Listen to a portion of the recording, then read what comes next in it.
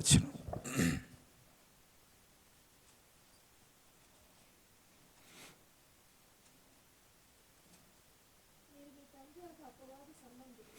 మీరు మీ తండ్రి యగు అపవాది సంబంధులు, మీ తండ్రి దురాశలను నెరవేర్చుకొనుచున్నారు.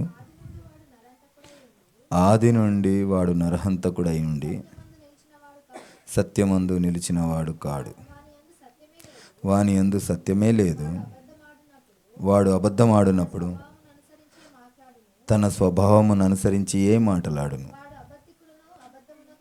వాడు అబద్ధికుడును అబద్ధమునకు జనకుడునై ఉన్నాడు. చిన్న ప్రార్థన చేసుకుందాం. స్తోత్రం ప్రభువా, పరిశుద్ధుడా, నీకు వందనాలు. ప్రభువా, వాక్యమైన నా దేవుడు, వాక్యం చేత మాతో మాట్లాడండి. అర్థమయ్యే విధంగా మాకు బోధించు. మంచి మనసును మాకు కలిగజేయండి. మా మనోన్నతాన్ని తెరవండి. నన్ను నీ సిలువ చాటున మరుగుపరచు. నా నోటిని మీ బూరగా మలచండి. నన్ను అయ్యకుడు వచ్చిన ప్రతి ఒక్కరు నేను ఆత్మచేత మమ్మల్ని బలపరచమని నజరేయుడైన యేసయ్య మీ నామమున అడిగి వేడుకొంచున్నాం ప్రభువా, ఆమెన్. పిల్లలు దయచేసి మాట్లాడొద్దని చెప్పినాను, మాట్లాడకండి. కూర్చోండి, దయచేసి కూర్చోండి. కుర్చీలు లేకపోతే చాలా స్థలం, ముందుకు వచ్చి కూర్చోండి, మంచిగా మెత్తగా ఉంటుంది. మైక్ కావాలా? ఇదా?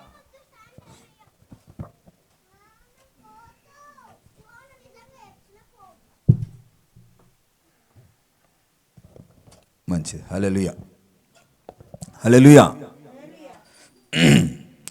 ఇక్కడ ఈ వాక్యాన్ని ధ్యానించే ముందు మనం ఒకసారి మన జీవితాలను మనం పరీక్షించుకుంటే, ఆది నుండి దేవుని వాక్యాన్ని మనం ధ్యానిస్తూ ఉంటే, ధ్యానించాలని ఆశ ఉంటే, దేవుడు అనేది మనకు అర్థం కావాలని మనకు ఆశ ఉంటే, ఆసక్తి ఉంటే, ఆ యొక్క ప్రతి మాట కూడా మనకు దేవుని ద్వారా మనకు అర్థం చేపిస్తూ ఉంటాడు.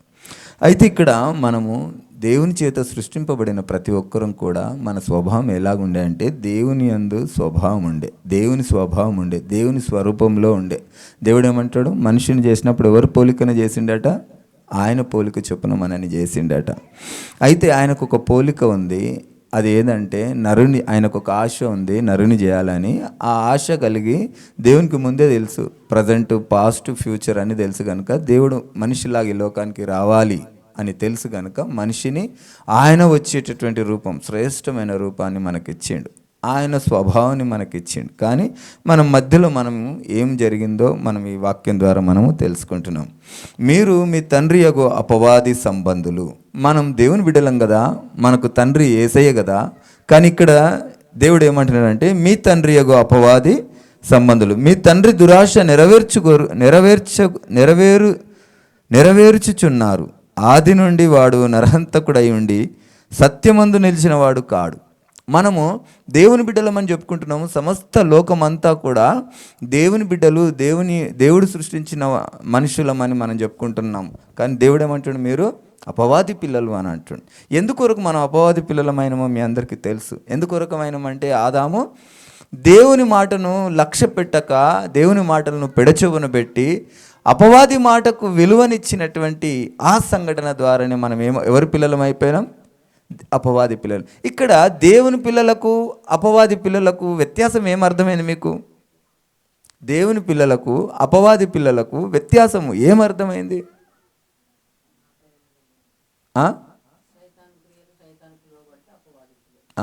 ఇక్కడ క్రియలు లోబడతాయి. కానీ ఒకటే ఒక్క మాట ఇక్కడ, ఎవరి మాట వింటే మనము ఎవరి పిల్లలం అవుతున్నామంటే, నా పిల్లలైతే మీరు నా మాట వింటారు. అపవాది మాట విన్నారు కనుక అపవాది పిల్లలు అయిపోయారు. ఇక్కడ పిల్లలు అంటే శరీర సంబంధమైన పిల్లలు కాదు, కన్న పిల్లలు కాదు. ఇక్కడ దేవుని యొక్క ఆత్మ సంబంధమైనటువంటి మాటను మనం అర్థం చేసుకోవాలంటే, పిల్లలు తండ్రి అనే సంబంధము శరీర సంబంధమైంది కాదు. ఈ శరీర సంబంధమైంది కేవలం మనుషులకే. దేవునికి అపవాదికి మాత్రం శరీర సంబంధమైన రిలేషన్ ఉండదు, కానీ మాట సంబంధమైన రిలేషన్ ఉంటుంది. ఆ మాట సంబంధమైన రిలేషనే కొడుకును, తండ్రి కూతురుకి ఆ రిలేషన్ అనేది ఏర్పరచబడతా ఉంటుంది. ఎవరి మాట వింటే వారి పిల్లలమైపోతున్నాం, ఎవరి మాట వింటే వారి తండ్రి, వారి తండ్రి అవుతున్నాడు. ఈ విషయాన్ని మనం బాగా ధ్యానించాలి. ఇక్కడ శరీర సంబంధమైనటువంటి మాట, శరీర సంబంధమైన తండ్రి ఏ విధంగా ఉంటారంటే జస్ట్ శరీరానికి సంబంధించి కన్నవారిగా ఉంటారు. కానీ ఈ యొక్క పిల్లలు తండ్రి అనే మాటకి అర్థం ఏంటంటే కేవలము ఆత్మ సంబంధమైనది, మాటకు లోబడటమే, మాట వినటమే. మాట విన్నరంటే ఎవరి మాట వింటే వాళ్ళ పిల్లలు అయిపోతూ ఉన్నారు. మనం నిజంగా దేవుని పిల్లలమైతే మనం ఎవరి మాట వినొద్దు. సైతాను మాటలు ఎలాగుంటాయి, ఏ మాట ఉంటుందో మనం ఒకసారి ధ్యానం చేస్తే మనం ఎవరు పిల్లలమో మనకు స్పష్టంగా అర్థమైపోతుంది. మనకు తెలియకుండా మనం ఎవరు పిల్లలుగా మనం పిలువబడుతున్నాం, మనకు తెలియకుండా మనం ఎవరు పిల్లలుగా మనము ముద్రింపబడతా ఉన్నామో మనల్ని గ్రహించవలసినటువంటి అవసరత ఖచ్చితంగా ఉన్నది. ఈరోజు క్రైస్తవులుగా మనం పిలువబడుతున్నటువంటి మనని మనం పరీక్షించుకోవాల్సినటువంటి అవసరత చాలా ఉన్నది. మనం ఎవరి పిల్లలమో ఒకరు చెప్పాల్సిన అవసరం లేదు. మన క్యారెక్టర్ ఎలాంటిదో ఒకరు చెప్పాల్సినటువంటి అవసరత మనకు లేదు. మనము ఎవరి పిల్లలమో మనకే తెలిసిపోతుంది. మనల్ని మనం విమర్శించుకునే ఎడల మనం ఎక్కడ నిలబడము? తీర్పు దినమందు అక్కడ తీర్పులోనికి రాము. కనుక మనల్ని మనం పరీక్షించుకోవాలా, మనల్ని మనం విమర్శించుకోవాలి. మనము ఎవరి పిల్లలమో ఇక్కడనే అర్థమైపోతుంది. ఆ విషయాన్ని మనం గ్రహించాలి. మీరు మీ తండ్రి యొక్క అపవాది సంబంధులు, మీ తండ్రి దురాశలు నెరవేర్చుచున్నారు. ఇక్కడ దురాశలు అనేక విధమైనటువంటి దురాశలు ఉన్నాయి. దురాశ అనగా ఆశ, దురాశ. ఆశ అంటే ఈరోజు బ్రతికితే చాలనుకున్న వాళ్ళు చాలామంది ఉన్నారు. నిన్న ఈ సంఘాన్ని కట్టేటప్పుడు ఒక 2 పిల్లలు పరిచయం అయ్యారు. నాకు వాళ్ళని తలుచుకుంటేనే నాకు కన్నీళ్ళు ఆగుతారు. నిజంగా వాళ్ళు అన్ని పిల్లలే, కానీ చాలా భయంకరమైనటువంటి స్థితిలో ఉన్నారు. ఎంత మంచి పిల్లలు అంటే, మాకు ఒక పూట భోజనం దొరికింది చాలయ్యా అంటే నాకైతే కడుపు తరుక్కుపోయింది. అనేక సందర్భాలలో మనం దేవుని ఎరిగి కూడా, దేవుని సంఘాలు నిర్మించి కూడా సొంత లాభం కొంత మానకనే విధమైనటువంటి ధోరణి మేము ప్రవర్తించినాం. కానీ అన్యులై ఉండి వాళ్ళు ఒక ముద్ద భోజనం దొరికింది చాలు అన్నాడు. అయినా ఇది ఆయన మందిరం కట్టినామయ్యా, మాకు ఈ భాగ్యం చాలు అన్నారు. ఎంత ఇవ్వాలి అంటే అసలు డబ్బులు డిమాండే చేయలేదు. నాకు చాలా ఏడుపు వచ్చింది. పంపించినటువంటి వ్యక్తులు కూడా ఏమన్నారు తెలుసా, వీళ్ళకి ఒక 500 ఇవ్వండి సరిపోతుంది అన్నారు. నేను కూడా ఏమనుకున్నానంటే జస్ట్ ఆ 2 వెల్డింగ్లు కొట్టాలా, పైన ఫిట్టింగ్ చేయాలా, 500 సరే మహా అంటే 1000 ఇవ్వచ్చు అనుకున్నా. కానీ ఆ పిల్లోడు గోడల మీదకి ఎక్కి పడతానన్న భయం లేకుండా ఎంతో, ఆ పిల్లోడు లేకపోతే నిర్మాణం జరిగేది కాదు. నిజంగా చాలా శ్రమపడి చేస్తే నాకున్న కొలది అది కూడా నాకు తక్కువనే, కానీ ఎంత ఇవ్వాలి చెప్పు అని అంటే మీ ఇష్టమయ్యా అంటే ఒక 2000 ఇస్తా, అంతకంటే ఎక్కువ లేవు నా దగ్గర అంటే పాపం చాలా సంతోషపడ్డాడు. అది కూడా తక్కువనే వాళ్ళకి ఇవ్వటం. కానీ అంతటి మంచి మనసు ఉన్నది వారిలో. సత్యాన్ని గ్రహించే జ్ఞానం లేదు, కానీ ఎవరి మనసు ఉన్నదో వాళ్ళలో దేవుని మనసు ఉన్నది, దేవుని ఆలోచనలు ఉన్నాయి, దేవుని తత్వం ఉంది, దేవుని ఇష్టాన్ని నెరవేర్చేటటువంటి ఆ మనసు వాళ్ళలో ఉంది. బయట ఎక్కడికైనా వెళ్ళినప్పుడు వారి యొక్క ప్రవర్తనను చూసినప్పుడు చాలామంది ఆ యొక్క మంచి మనసును ఆదరిస్తారు. దేవుని ఆ వ్యక్తిత్వాన్ని వారు బయటికి చూపుతూ ఉన్నారు. కానీ వారు ఆ క్రీస్తులో ఉండి చూపిస్తే క్రీస్తు కనబడేవాడు. అందుకే మేము చాలా ప్రయాసపడుతున్నాం. వాళ్ళ కొరకు కూడా మీరు ప్రార్థన చేయండి. ఎందుకంటే అంత మంచి మనసు క్రీస్తులో ఉండి చేస్తే క్రీస్తును బయలుపరుస్తూ ఉంటారు వాళ్ళు. కానీ మనం ఒక విషయం గ్రహించాల్సింది ఏంటంటే, నాకు తెలిసింది ఒక మాట ఏంటంటే, సగం దేశం అంతా కూడా క్రీస్తు మనసు ప్రతి ఒక్కరిలో ఉంది. అన్యారాధన చేసే వాళ్ళలో కూడా క్రీస్తు మనసు ఉంది. అందరూ ముద్ర వేసుకోవాల్సిన అవసరం లేదు, చర్చికి పోవాల్సినటువంటి అవసరం లేదు, బైబిల్ పట్టుకోవాల్సినటువంటి అవసరత లేదు. కానీ వాళ్ళు అన్య ఆరాధన చేసే వాళ్ళలో కూడా ఎవరి మనసు ఉంది? దేవుని మనసు ఉందని దేవుని వాక్యం చెప్తా ఉంది. దాన్ని కొంచెం ధ్యానిద్దాం. ఇక్కడ దురాశలు నెరవేర్చుకోరుచున్నారు. ఆది నుండి వాడు నరహంతకుడై ఉండి సత్యమందు నిలిచిన వాడు కాడు, వాని యందు సత్యమే లేదు. వాడు అబద్ధమాడునప్పుడు తన స్వభావము అనుసరించి ఏ మాటలాడును, వాడు అబద్ధికుడును అబద్ధమునకు జనకుడనే ఉన్నాడు. ఆది నుండి వాడు నరహంతకుడై ఉన్నాడట. నరహంతకుడు ఏం చేస్తాడు? 99% కొట్టడానికి ప్రయత్నం చేస్తాడు ఎవరినైనా కానీ. వాని ద్వారా అపాయం కలుగుతుంది, వీనికి బాగా అపాయం ఉంది అనుకుంటేనే వాడు ఏం చేస్తాడు? హత్య చేస్తాడు. కదా. ఇప్పుడు ఎవరైనా దొంగ వచ్చిండ్రు అనుకో, దొంగ వచ్చి మీ ఇంట్లోకి వచ్చేసి కత్తి చూపించేసి మీ దగ్గర ఏమేమి ఉన్నాయో అన్నీ ఇచ్చేస్తారా, చేస్తారా అంటే ఇచ్చిన వాళ్ళు ఏం చేస్తారు, ఇచ్చిన వాళ్ళని భయపడి ఇచ్చేసిన వాళ్ళని వదిలేసి వెళ్ళిపోతాడు.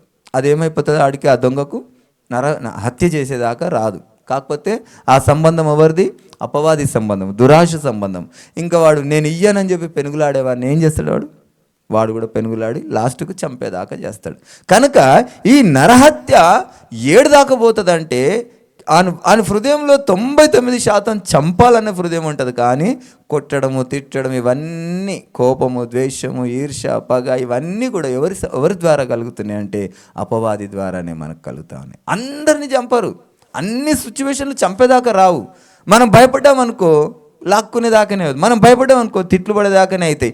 అంటే ఇప్పుడు వాడన్నా తిడుతుండ అనుకో, ఏమరా తిడుతున్నావు అని ఎదురు పడ్డామనుకో, ఈడు అపవాది సంబంధే వాడు అపవాది సంబంధే, ఇద్దరు గొడవ పడితే ఒకడు చనిపోతాడు, ఒకడు హత్య చేస్తాడు. ఇప్పుడు ఇద్దరి ద్వారా చనిపోయినోడు నరకానికే, చంపినవాడు నరకానికే. కనుక మనము ఎవరి స్వభావంలో మనం ఉండాలనో దేవుని వాక్యం మాట్లాడుతూ ఉన్నది. మనము కోపంతో మాట్లాడిన ప్రతి మాట ఎవరి సంబంధులం అవుతా ఉన్నమాట, అపవాది సంబంధులం అవుతా ఉన్నమాట. ఈ అపవాది సంబంధులు ఎక్కడి వరకు పోతూ ఉంటుంది అంటే ఈ కోపం కోపం కోపం. నిన్న ఒక ఉదాహరణ చెప్పింది కదా అమ్మ, ఆ కోపం అంతా కూడా ఎడదాకా పోతుంది, చచ్చిపోయేదాకా పోతుంది, చనిపోయిన తర్వాత ఏడికి పోతుంది, నరకానికి పోతుంది. ఈ స్వభావము అపవాది స్వభావం. ఈ తండ్రి ఎవరు అంటే, మన తండ్రి ఎవరైతారంటే ఇలాంటివన్నీ ఉంటే అపవాదిగాడు అవుతాడు. మనం క్రీస్తు బిడ్డలం కాదప్పుడు. క్రీస్తు బిడ్డలం ఎలాంటి స్వభావం ఉండాలా, క్రీస్తును ధరించుకున్న వారికి మనకు ఎలాంటి స్వభావం ఉండాలి, ఆ విషయాన్ని మనం ధ్యానించాలి. లూకాసు వార్త 6వ అధ్యాయం 36వ వచనం.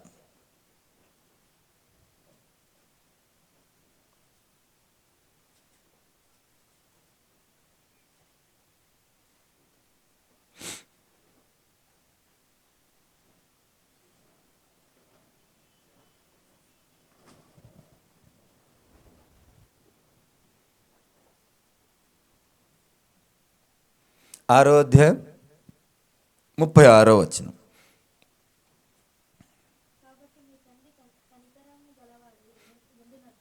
కాబట్టి మీ తండ్రి కనికరము గలవాడై ఉన్నట్లు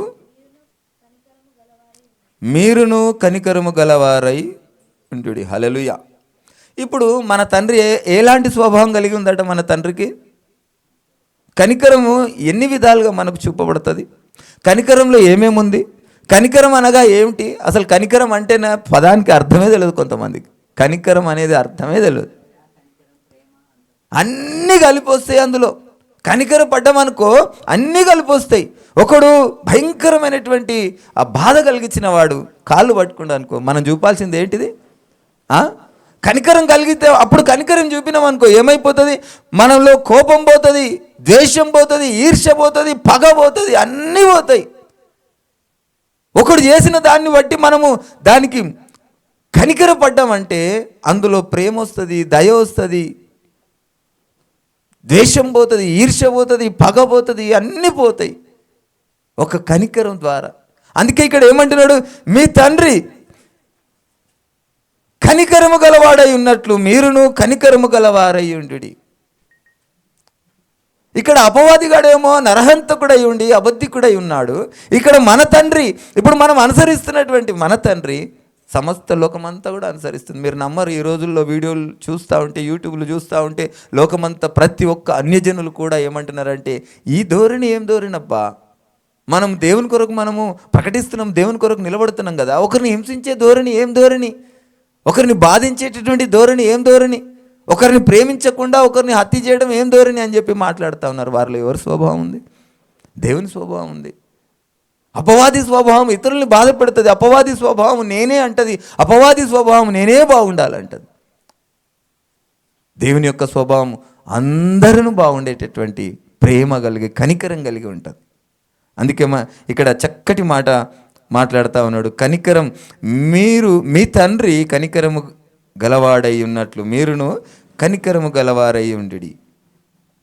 ఈ కనికరం చూపించినప్పుడు మనకు ఒకటి ప్రధానంగా వస్తుంది. ఒక్కొక్కరు ఏం చేస్తారు తెలుసా, వాడిని నేను కొట్టకపోతుంటే కానీ ఎందుకు కొట్టినానంటే వాడు చేసిన పని ఇది, వాడిని తిట్టకపోతుంటే వాడు చేసిన పని ఇది. వారికి సహాయం చేయాలనుకున్నా, కానీ వారి కొరకు నేను ఈ విషయాన్ని విన్నా, అందుకే నేను చేయట్లేను. కానీ దేవుడు ఏమంటున్నాడు ఒక మాట చక్కగా మనం వింటే, కింద 37వ వచనము, తీర్పు తీర్చకుడి, అప్పుడు మిమ్మల్ని గూర్చి తీర్పు తీర్చబడదు. హల్లెలూయా. నేరము మోపకుడి, అప్పుడు మీ మీద నేరము మోపబడదు. ఇక్కడ ఈ యొక్క నేరము ఏ విధమైనటువంటి నేరం చేసినా ఎవరితో చేయబడుతున్నాడు ఈ మనిషి? అపవాదితో చేయబడుతున్నాడు. కనుక మనము క్షమించబద్దులమై ఉన్నాము, చచ్చే వరకు క్షమించమంటున్నాడు. ఎందుకంటే వాడు చేసింది కాదు, వానిలో ఉన్న అపవాదిగాడు చేసిండు. కనుక మనము ఎవరిని క్షమించాలి? ఇప్పుడు అపవాదినా మనిషినా? మనిషిని క్షమించాలా. అపవాదిగాడు తప్పక ప్రతి ఒక్కరిలో ఏదో ఒక సమయంలో మనం వానికి అవకాశం ఇస్తున్నాం కనుకనే వాడు మనల్ని శోధిస్తూ ఉన్నాడు. కనుక మనం ఏం చేయాలట? తీర్పు తీర్చొద్దు. మనం ప్రతి ఒక్కరిని క్షమించి కనికరం కలిగి బ్రతికితే మనలో దేవుని యొక్క ఉద్దేశము, దేవుని యొక్క నడవడి మనలో ఉంటుందని దేవుని వాక్యం చెప్తా ఉంది. మొట్టమొదటగా ఈ మాటలకు అన్నిటికీ లోబడే స్వభావం మొట్టమొదట పెద్ద ప్రధానమైనటువంటి పీట.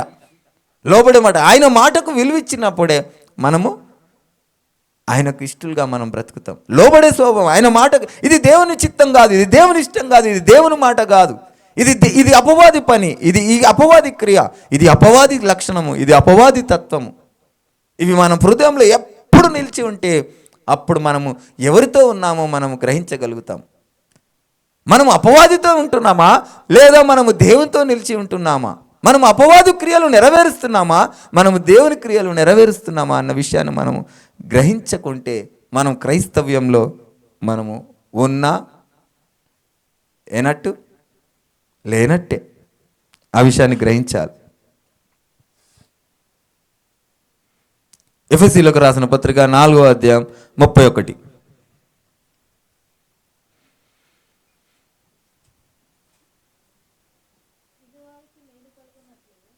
ఎఫెసీయులకు రాసిన పత్రిక 4వ అధ్యాయం 31. సమస్తమైన ద్వేషము, కోపము, క్రోధము, అల్లరి, దూషణ, సకలమైన దుష్టత్వము మీరు విసర్జించుడి. హల్లెలూయా. మనలో కోపము, ద్వేషము ఇవన్నీ కూడా దూషణ, సకలమైన దుష్టత్వము మీరు విసర్జించాలి. ఈరోజు నిజంగా క్రీస్తు బిడ్డలుగా మనము జీవించాలనుకుంటే మనం ఏమేమి వదలాలట? పెద్ద మీరు నరహత్యను వదిలేయండి, మీరు వ్యభిచారం వదిలేయండి అని అనలేదు ఇక్కడ. అందరూ అనుకుంటారు పాపం అంటే నరహత్యనే లేకుంటే వ్యభిచారమే అనుకుంటారు. కాదు, మనము ఈరోజు దేవునితో ఉండాలంటే సమస్తమైన ద్వేషము, కోపము, క్రోధము, అల్లరి, దూషణ, సకలమైన దుష్టత్వం మీరు విసర్జించండి అంటున్నాడు. నిజంగా దీని కొరకు ఇది పెద్ద టాస్కే. కోపాన్ని విడిచిపెట్టాలంటే పెద్ద టాస్కే. నేనైతే నా కుటుంబాన్ని నేను సరి చేయాలనుకునేటటువంటి ప్రక్రియలు అనేక సార్లు కోపాన్ని ప్రదర్శించాల్సి వస్తాం. మనం అనుకున్నాం ఏమన్నా, సహోదరులు ఐక్యత కలిగి నివసించుట ఎంత మేలు, ఎంత మనోహరం. నేను ఇంతవరకు కూడా నిజంగా ఐక్యతలో మేలుందని నాకు అసలు అర్థమే కాలేదు. ఐక్యతలో మేలుంది, మనోహరం ఉందని నాకు తెలియదు. ఎందుకంటే ఈ సంఘ నిర్మాణం జరిగినప్పుడు ఆ ఐక్యత నాకు తెలిసింది, ఆ ఐక్యత విలువ నాకు తెలిసింది. నిజంగా ఆ వర్ణనాతీతమైనది ఆ ఐక్యత. దేవుని బిడ్డలతో ఐక్యత, ఇతరులను మనం వెలతి చూపినప్పుడు కలిగేటటువంటి ఏమంటారు దానికి వచ్చేటటువంటి ఫీడ్బ్యాక్ని ఏమంటారు? ఇతరులను వేలెత్తి చూపినప్పుడు మనకు వచ్చేటటువంటి ఆ ఫలితము ఎలాగుంటుందో నాకు తెలియదు. కానీ ప్రేమించటంలో ఉండేటటువంటి ఆ ఫలం సూపర్, వర్ణనాతీతమైనది. ఒకరు మన కొరకు వచ్చి నిలబడ్డారంటే అది ఎంతో గొప్ప విషయం. మనం అనవసరంగా నోరు బారేసుకుంటూ ఉంటాం. అనవసరమైంది, మనకు విలువ లేనిది, మనకు డబ్బులు వచ్చేది కాదు. ఆ రోజు మనకు ఆ మాట మాట్లాడకపోతే నీకు అన్నం పెట్టడం అనేది కాదు. కానీ అనవసరంగా తిన్నదరక్క మనం మాట్లాడుకుంటూ ఉంటాం కొన్ని విషయాలలో. ఒకరిని వీళ్ళను ఇది అది అనడం నిజంగా మనం మానివేయడమే బెస్ట్. ఎందుకంటే ఐక్యతలో మేలున్నది, మనోహరం ఉన్నది. ఒకటి సహోదరుల ఐక్యత కలిగితే ఫిజికల్ మేలు కనబడుతుంది, రెండోది ఆత్మీయంగా మేలు కలుగుతుంది. ఆ గొప్ప విషయాన్ని మనం గ్రహించితే మనం దేవునితో ఎంత సన్నిహితంగా ఉంటామో అర్థమైపోతుంది. కొన్నిసార్లు భార్యాభర్తలే సరిగా ఐక్యత లేకుండా ఉంటే ఇంకా సహోదరుల ఐక్యతతో ఎలాగుంటారు? సిగ్గు తెచ్చుకోవాలి. అది నేనైనా ఎవరైనా.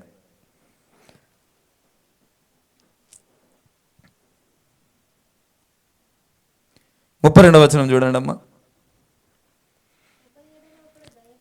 ఒకని ఎడల ఒకడు దయగలిగి కరుణాహృదయులై క్రీస్తునందు దేవుడు మిమ్మల్ని క్షమించిన ప్రకారము మీరును ఒకరినొకరు క్షమించుడి. హల్లెలూయా. కరుణా హృదయం కలిగి ఉండాలా. కరుణ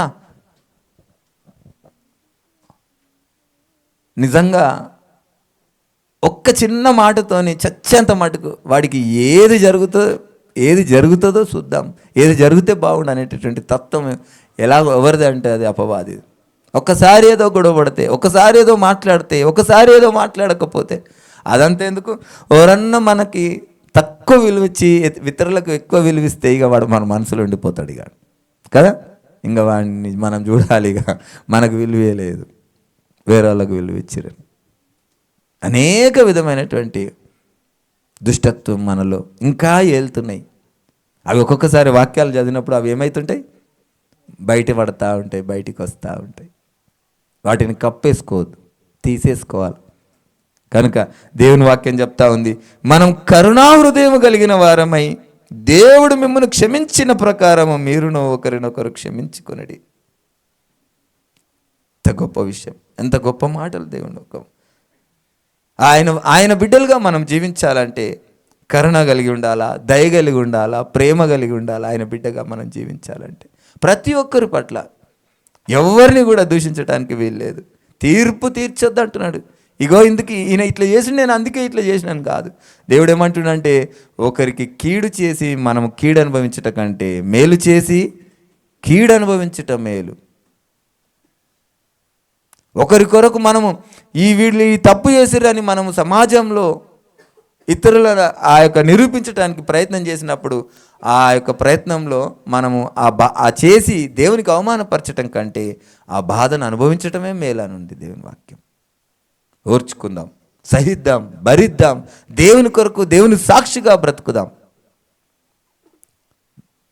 ఇంతవరకు మన కొరకు మనం బ్రతికినమేమో, మన కంటి సుఖం కొరకు మనం నిద్ర కొరకు బ్రతికినమేమో, మన కడుపు నిండాలని బ్రతికినమేమో.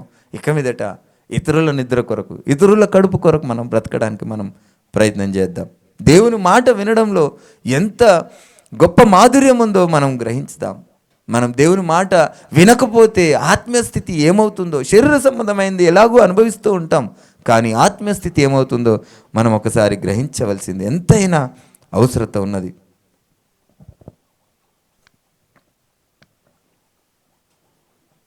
మత్తయి సువార్త 5వ అధ్యాయం 48వ వచనం.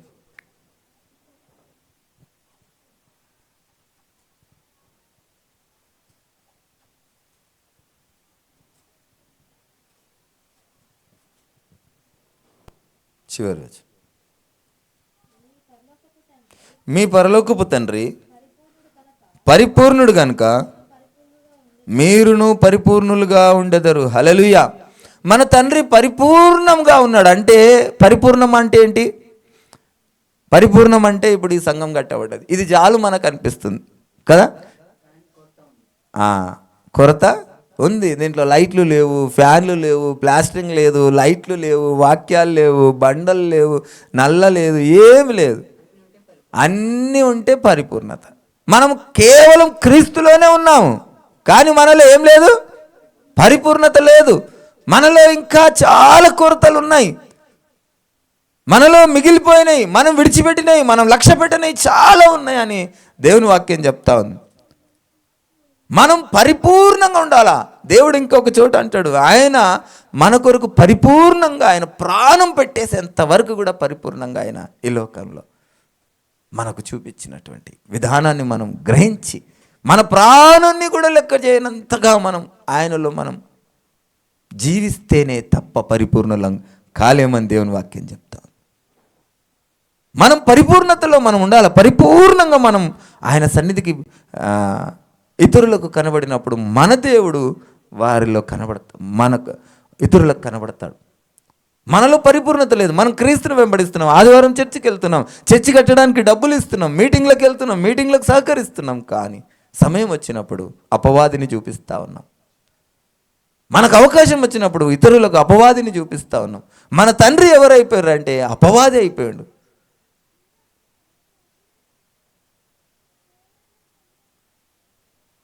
మనం పరిపూర్ణులుగా ఉండాలి. మనం పరిపూర్ణతలో మనం ఉండాలి. ఆ దేవుడు మనల్ని పరిపూర్ణులుగా చేసినప్పుడు ఇతరులకు మనం దేవుణ్ణి చూపించాలి అంటే మనము పరిపూర్ణతలో ఉండాలి. శరీర సంబంధంగా ఒక్కొక్కసారి ఏదైనా జరిగినప్పుడు మనము నోరు మూసుకొని వెళ్ళినప్పుడు శరీర సంబంధాలు అనుకుంటున్నది వాడు నోరు మూసుకొని బయటపడి నోరు మోపించిండాలి. అందులో 10 మంది ఖచ్చితంగా మీరు గుర్తుంచుకోండి, దేవుని సంబంధులు వాళ్ళు సంతోషపడతారు, దాన్ని జ్ఞాపకం చేసుకుంటూ ఉంటారు. దాన్ని బట్టి వాళ్ళు కూడా అలాంటి తత్వంలోనికి మార్చబడతా ఉంటారన్న సత్యాన్ని మనం గ్రహించాలి. ఆదికాండం 19వ అధ్యాయం 24వ వచనం. ఇది ఒక విషయాన్ని మనం ముందు దీన్ని ధ్యానించే ముందు దేవుని మాటకు మనము విలువనిస్తున్నామా, దేవునికి మనం లోబడుతున్నామా, దేవుని చిత్తాన్ని నెరవేరుస్తున్నామా అన్న విషయాన్ని మనం గ్రహించాలంటే ఒక విషయం బాగా ధ్యానించాలి. దేవుని మాట వింటే దేవుని పిల్లలమైనము, అపవాది మాట వింటే అపవాది పిల్లలమైన. దేవుని మాట లేనిది అపవాది మాట లేనిదో మనం తెలుసుకోవాలి. అపవాది లక్షణం ఏంటి? కోపం, ద్వేషం, ఈర్ష్య, పగ, ఇవన్నీ అపవాది లక్షణాలు. అందులో ఏదైనా కానీ దేవుని మాట ఏంటంటే ఇది చెయ్యమంటే చెయ్యటము, చెయ్యొద్దంటే చేయకపోవటం. మీరు ఒక విషయాన్ని గ్రహించాలి. ఆనాడు సొలొమోన్ కాలంలో 700 మంది భార్యలు, 1000 మంది దాకా ఉపపత్నులు ఉండే. ఎవరికి? సొలొమోన్ రాజు గారికి. అప్పుడు అది దేవుడు అనుమతి ఇచ్చిండు, ఆయనకు అది దేవుని యొక్క నీతి అయిపోయింది. ఇప్పుడు మనము పతివ్రతలుగా ఉండాలన్నాడు, ఒక్కతే భార్య అన్నాడు. ఇప్పుడు ఇది ఆయన నీతి అయిపోయింది. కనుక దేవుడు ఏది చేయమంటే అది నీతి, ఏది చెయ్యొద్దంటే అది అవినీతి అయిపోయింది. అయితే ఇక్కడ ఆదికాండం 19వ అధ్యాయము 24వ వచనం ఒకసారి చూడండి అమ్మా.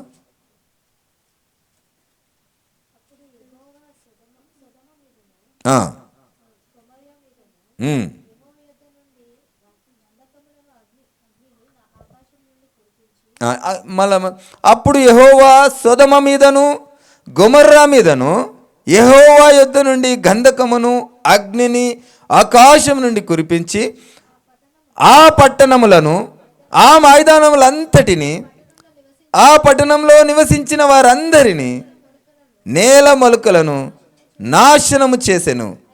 అయితే లోతు భార్య అతనిని వెనుక నుండి తిరిగి చూచి ఉప్పు స్తంభమాయెను. హల్లెలూయా. చాలమ్మ. ఇక్కడ లోతు భార్య కొరకు మనం చిన్నప్పటి నుండి కూడా మనం వింటా ఉన్నాం కదా. లోతు భార్య చేసింది ఏంటమ్మా? లోతు భార్య ఆజ్ఞాతిక్రమించింది. ఏం చూసింది వెనకకు తిరిగి?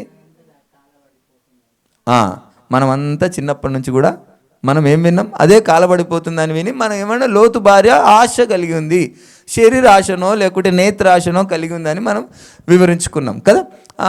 లోతు భార్యకి కలిగినటువంటి ఆశ వల్ల ఆమె ఉప్పు స్తంభమైంది అని.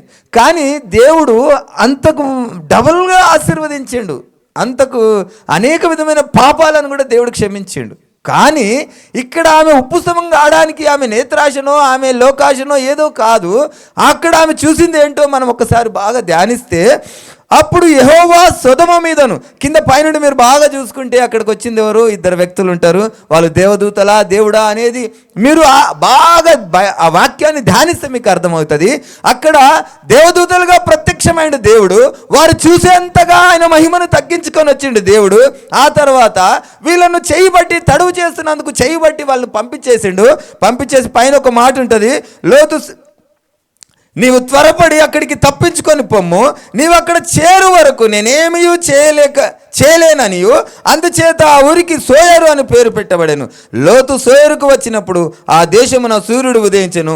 అప్పుడు యెహోవా సొదొమ మీదను గొమొర్రా మీదను యెహోవా యొద్ద నుండి గంధకములు అగ్నిను ఆకాశం నుండి కురిపించను. అయితే ఇక్కడ అంతకుముందు వీళ్ళ చేయి పట్టుకున్నప్పుడు ఎవరిలా కనబడ్డారంటే ఒక దేవదూతలుగా కనబడ్డారు.